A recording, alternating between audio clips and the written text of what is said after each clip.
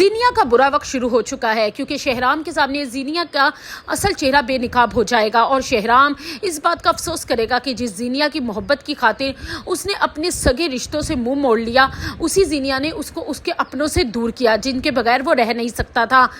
आगे चलकर आप देखेंगे कि जैसे ही शहराम की माँ और बहन शहराम से मिलने के लिए उसके घर आएंगे तो जीनिया उनको देखकर आग बगोला हो जाएगी और अपनी सास के साथ खूब बदतमीजी करेगी और उन्हें कहेगी कि उसकी हिम्मत कैसे हुई कि वो इस घर में कदम रखे। उस पर उसकी सास जीनिया से कहेगी कि मेरे अकलौता बेटा है और मैं एक माँ अपने बेटे से कब तक दूर रह सकती है, हमें उसकी याद आ रही थी इसलिए चले आए मिलने। उस पर जीनिया उसे कहेगी कि आप अपनी झूठी मोहब्बतें अपनी इस पागल बेटी पर निछावर करें, मेरे मियाँ को आपकी मोहब्बतों की कोई ज़रूरत नहीं है और आपने तो खुद ही निकाला था ना अपने बेटे को और मुझे उस घर से, तो क्यों आई हैं यहाँ मिलने के लिए। उस पर उसकी माँ कहेगी कि क्या तुम्हारी माँ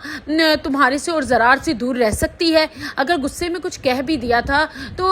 इसका मतलब ये थोड़े है कि हमने अपने बेटे से सारे नाते ख़त्म कर दिए। उस पर जीनिया अपनी सास को धमकाएगी कि अगर आज के बाद वो इस घर में आई तो उससे बुरा कोई नहीं होगा। लेकिन इसी दौरान शहराम घर में आ जाएगा और जीनिया को अपनी माँ और बहन से बदतमीजी करते देख लेगा और जीनिया को उससे गुस्से से कहेगा कि तुम्हारी हिम्मत कैसे हुई कि तुम मेरी माँ और बहन से इस लहजे में बात करो। और जीनिया तो शहराम को देखकर ही घबरा जाएगी और दूसरी तरफ आप देखेंगे कि फरियाल को भी समझ आ जाएगी कि उसके और ज़रार के दरमियान जितनी भी गलतफहमी है इस जीनिया ने ही पैदा की है, क्योंकि जीनिया ही थी जो बहाने से उसके घर आई थी और उसके कमरे में जाकर डायरी लेकर उसने वो डायरी ज़रार को गलत अंदाज में दिखा दी।